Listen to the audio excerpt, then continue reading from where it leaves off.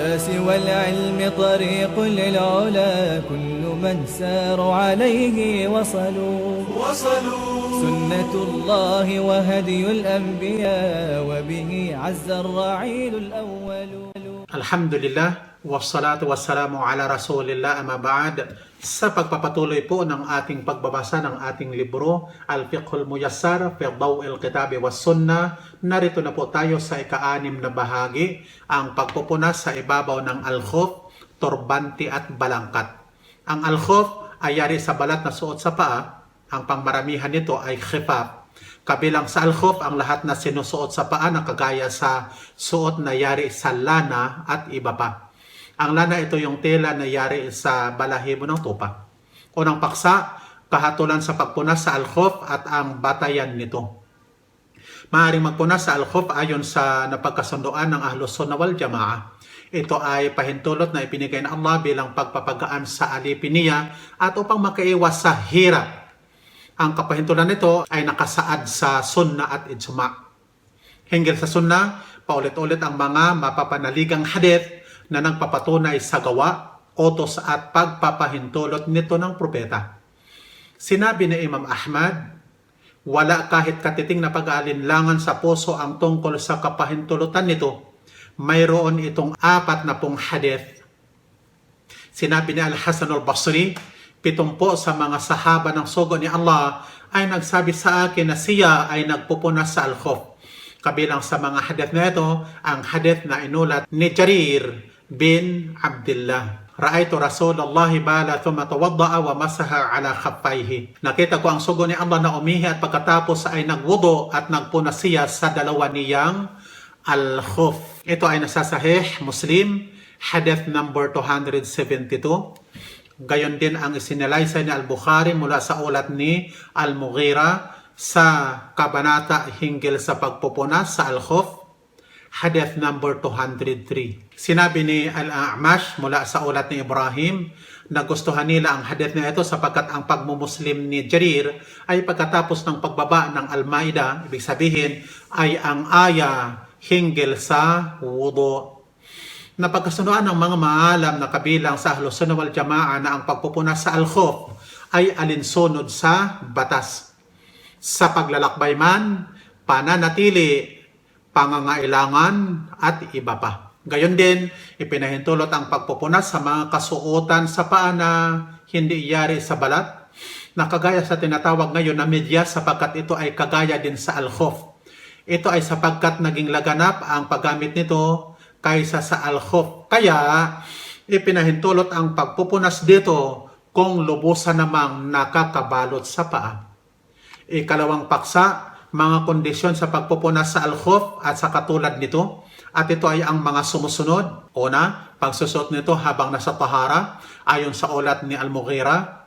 Kuntu ma'an nabiyyi fi safarin, fa'auhaytu li anzi'a kaffayhi faqal, da'huma fa inni adkhaltuhuma tahirataini pamasaha alayhima. Nakasama ko ang propeta sa paglalakbay. Bumaba ako upang hubarin ang dalawa niyang khuf. Kaya sinabi niya, hayaan mo iyan sapagkat isinuot ko ang mga iyan ng malinis. Kaya pinunasan niya ito. Ito ay nasa Sahih Al-Bukhari, hadith number 206 at Sahih Muslim, hadith number 274. Ikalawa, nakakatakip sa bahaging obligado. Ang tinutukoy ay ang mga obligadong hugasan sa paa, sapagkat kung lumabas ang anumang bahaging obligadong hugasan ay walang bisa ang pagpupunas. Ikatatlo, kapahintulutan nito, ibig sabihin halal ang al-khuf. Hindi maaari ang pagpupunas sa inagaw, ninakaw, at tilang sutla sa lalaki sapagkat ang pagsusuot ng mga ito ay kasalanan. Hindi rin ipinahintulot ang pagpupunas dito. Ikaapat, kalinisan nito.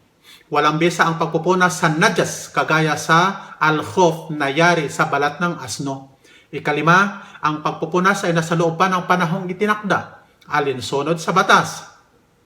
Para sa nanatili ay 1 araw at 1 gabi at para sa manlalakbay ay 3 araw at 3 gabi.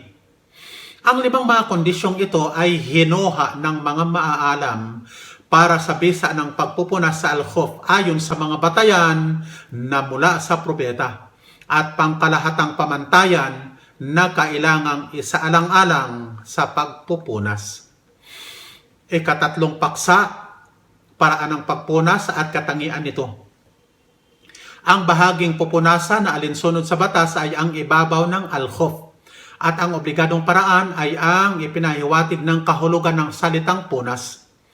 Ang pamamaraan, pupunasan ang mas malaking itaas ng al-khuf ayon sa hadith ni Al-Mughira bin Shu'bah na naglalarawan sa paraan ng pagpupunas ng sugo ni Allah sa al-khuf nito sa pagwuwudu.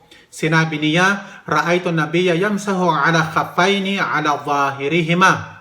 Nakita ko ang propeta na nagpupunas sa 2 al-khuf sa ibabaw nito. Ito ay sa At-Tirmidhi, hadith number 98. At ipinahayag naman ni Al-Albani na ito ay Hasan Sahih sa Sahih At-Tirmidhi, hadith number 85. Hindi maaari ang pagpupunas sa ilalim at gilid nito. Hindi ito ang sunnah ayon sa salita ni Ali. "Law kana ad-dinu bir-ra'y lakana asfalul khaffi awla bil mashi min a'la. Wa qad ra'aytu nabiyya yamsahu ala zahiri khaffihi." Kung ang relihiyon ay ayon lamang sa opinion, tiyak na ang ilalim ng al-khuf ang mas nararapat na punasan kaysa sa ibabaw. Nakita ko ang propeta na nagpupunas sa ibabaw ng al-khuf niya. Ito ay sa Abu Dawud, hadith number 162. Al-Bayhaqi, volume 1, page 292.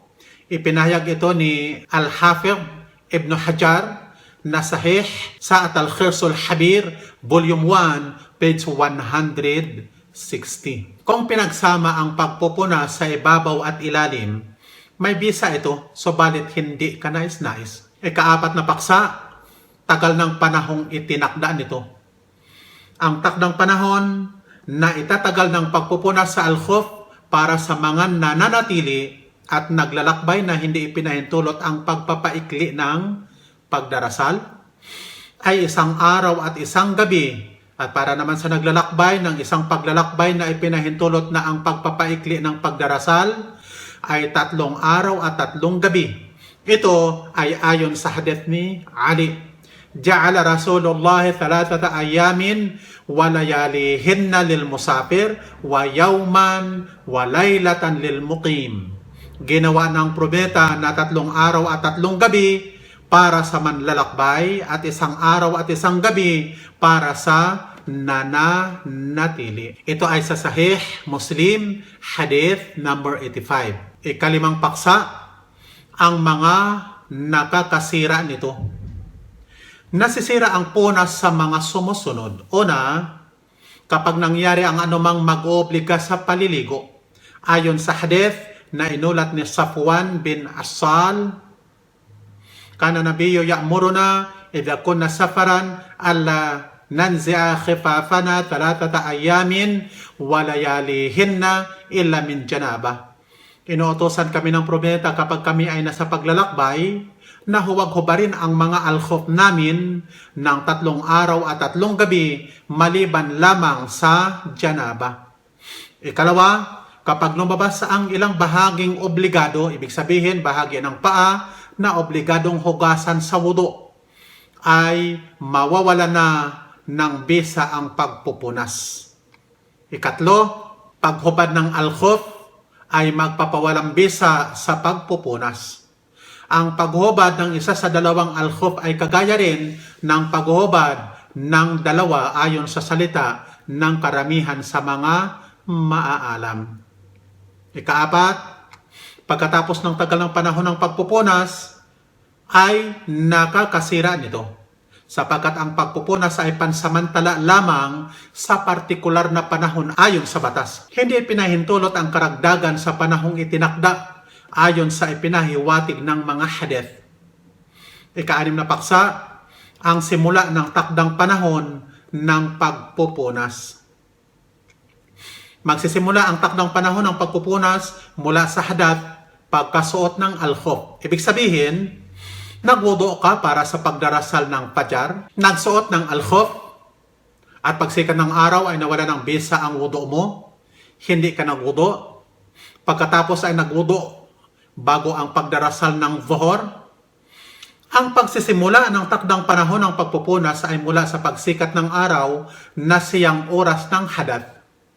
Sinasabi ng ilang mga maalam na ang pagsisimula ay kung kailan nagwudu, at ito ay ang oras na bago ang pagdarasal ng zuhur. Ibig sabihin, magsisimula ang takdang panahon ng pagpupunas sa unang pagpupunas pagkatapos ng hadath. Ikapitong paksa, ang pagpupunas sa balangkat, turbante at belo ng mga kababaihan. Ang balangkat ay maaaring patpat at pamatsi na itinatali sa nabaling bahagi ng katawan upang maituwid o idugtong at upang gumaling. Maaari itong punasan. Gayon din, pinupunasan ang madikit na pamatsi at benda sa sugat. Ang lahat ng mga ito ay maaaring punasan sa kondisyon na ang laki nito ay sapat lamang sa kailangan. Subalit kung sumobra sa kailangan, ay kailangang tanggalin ang sumobra.